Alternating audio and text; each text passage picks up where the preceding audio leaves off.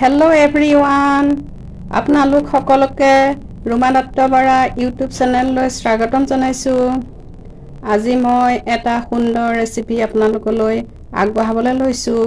সেই ৰেচিপিটো হৈছে এই মগু মাহ তিয়াই ধুনীয়াকৈ এয়া মই চুকুৰাখিনি গুচাই চাফা কৰি লৈছোঁ। আৰু বাৰীৰ এয়া মচন্দৰী আপোনালোকে নিশ্চয় চিনি পাই চাগে। এইখিনি মচন্দৰী আনি মই ধুনীয়াকৈ ধুই চাফা কৰি লৈছোঁ। আৰু এয়া হৈছে মান ধনিয়া বুলি কয়। কেইটামান মান ধনিয়া পাত দিছোঁ।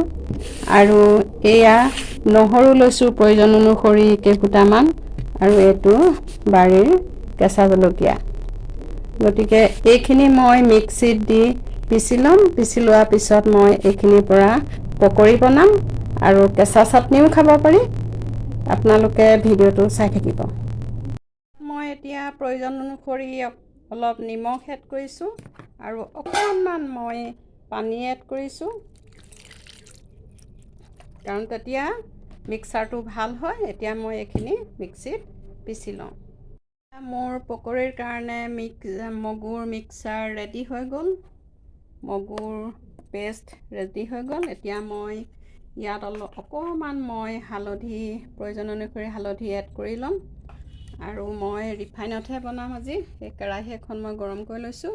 এতিয়া মই ইয়াত অলপ ৰিফাইন তেল এড কৰিছোঁ।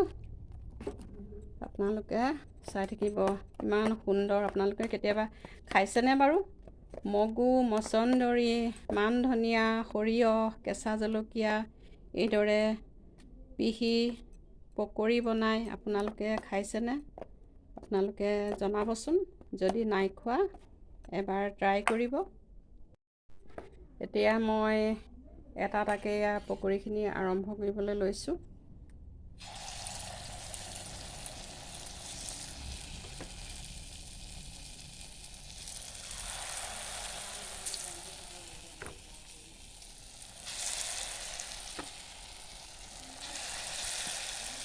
এইদৰে এয়া মোৰ পকৰিখিনি লুটিয়াই দিব পৰা হৈছে। আৰু এইদৰে লাহে লাহে লুটিয়াই দিব লাগে।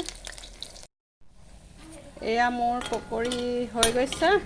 এতিয়া মই এইখিনি কাঢ়ি ল'ম। এয়া মোৰ পকৰি ৰেডি। আপোনালোকে যদি এইদৰে খোৱা নাই তেনেহ'লে এবাৰ নিশ্চয় ট্ৰাই কৰিব। খাবলৈ বহুত ধুনীয়া হয় আৰু ঘৰতে থকা সকলো বস্তুৰ পৰা বনাব পাৰি। আপোনালোকে এবাৰ ট্ৰাই কৰি চাব। আজিলৈ মই ভিডিঅ'টো সামৰণি মাৰিছোঁ। Bye bye.